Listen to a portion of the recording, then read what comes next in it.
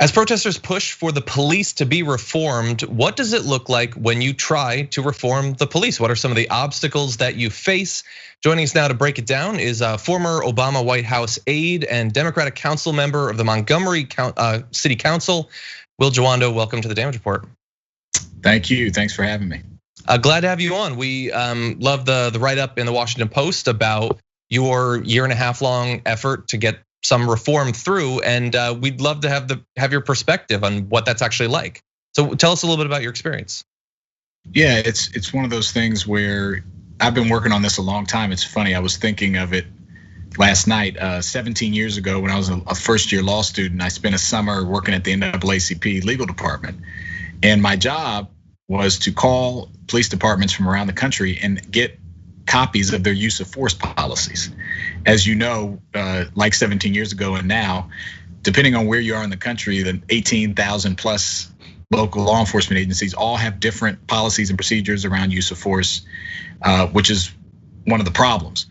And so, you can imagine I'm calling, hi, this is Will Jawando from NAACP, and calling Tuscaloosa, Alabama for their use of force policy. There wasn't a warm reception everywhere I called, but you fast forward to today, and unfortunately, we're still seeing some of these same issues. And so when I got on the council, I was very, as a civil rights lawyer, I was very aware of these issues. We had just lost an unarmed black man in our county, Robert White, who just died 2 years ago, June 11th, who was shot 7 times. He was walking in his neighborhood and the officer pursued him because he had a ripped jacket. So we know that these things continue to happen, whether it's obviously George Floyd or Breonna Taylor, and the names goes on, Freddie Taylor here in Maryland, Freddie Gray, excuse me, here in Maryland.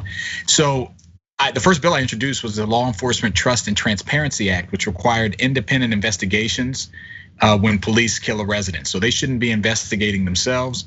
And then that report should be made public so we can learn from it and hopefully change policy and prevent it. And so that passed. It was uphill battle. It was, the department didn't like it, the unions didn't like it, but we got it done. And it's one of those many recommendations in President Obama's 21st Century Policing Task Force that you should have independent investigations and prosecutorial decisions. So that's just one step.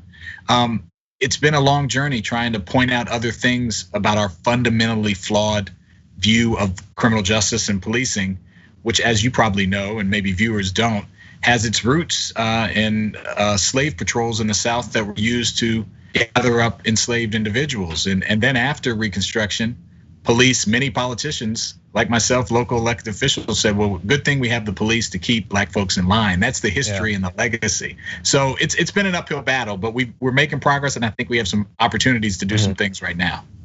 So I want to make this real for our viewers. So you describe it as an uphill battle, and you talk about the department didn't like it, the union didn't like it. So what does that mean in practice? What form does the pressure come in? If you introduce this bill, and we're not talking about with that bill fundamental, structural, from the foundation up reform of everything having to do with law enforcement. We're talking about a seemingly fairly reasonable reform. Right. What was that pressure? How did they make themselves known? Well, there's this culture that if you question, and it's an unhealthy culture, if you question anything about police practice, you immediately are anti-police and you're anti-officers who put their life on the line. So we had slid into this, and if we're not careful, we'll slide back into this false dichotomy that you can say we're thankful our officers risk their lives to protect and serve, and that's what they should be doing, protect and serve. But and also that we need to disentangle systemic racism from the system of policing, which has always exists, for 400 years. And so that, there was immediately a Facebook group with thousands of, which is mentioned in the story in the Post, that was created saying that I hated the police, and we got threatening calls, and I was in meetings with the police chief when he was yelling at me, and you don't understand, this is my department, and that kind of thing, and so you fight both institutional and external forces, because there was this culture that's still present with some folks that you can't question anything. And we vest a lot of power in our police, the right to take life, the right to deprive people rather of liberty. That is a serious power. And with serious power should come serious transparency and serious accountability. So I think those are some of the institutional forces that many people are up against when trying to do real reform. Yeah. So you describe, putting forward even just super common sense reform, you'll be pitched as a person that fundamentally hates the police. I totally get that. Don't find it surprising.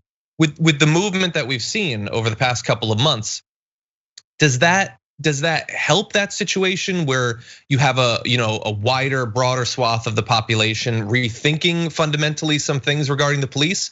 Or do you think that it actually might sort of harden those battle lines because the traditional defenders of the police now feel like, well, they're really coming for the police now? How do you see that affecting legislative efforts in the future? Yeah, it's a great question. I think it's mixed and it's too early to tell. We are in a moment right now where if you look at public polling, the vast majority of Americans think some things need to change in policing. Obviously, African Americans, people of color have known that for a while.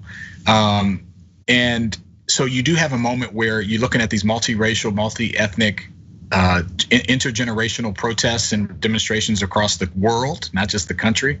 You have a moment when you have some opportunity. The question is, how long will it last, and what will we get to the fundamental issues?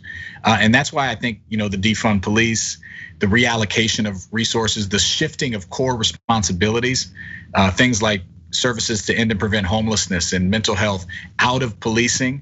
And investing in other areas. Those are getting police out of schools. We have a $3 million school resource officer program that I'd like to remove.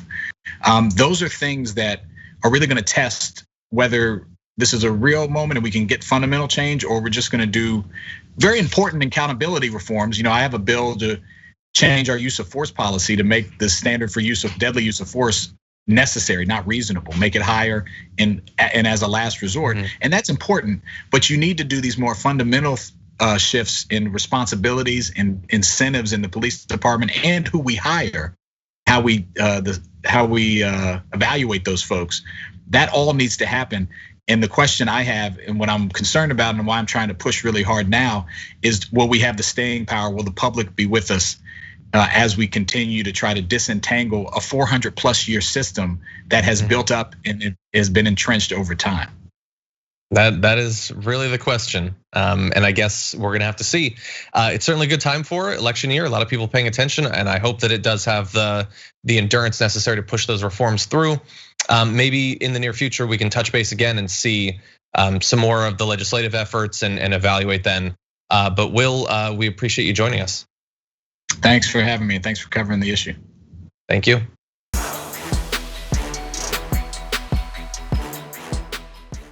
Check out the Damage Report podcast each day, wherever you get your podcasts, whether Pocket Casts or Stitcher or iTunes. You can join me as I give you the news and stories you want, with a range of co-hosts and interview guests jumping in on the fun each day. Again, that's the Damage Report, wherever you get your podcasts. And if you get them at iTunes, don't forget to rate and review. Sometimes I'll read them live on the show.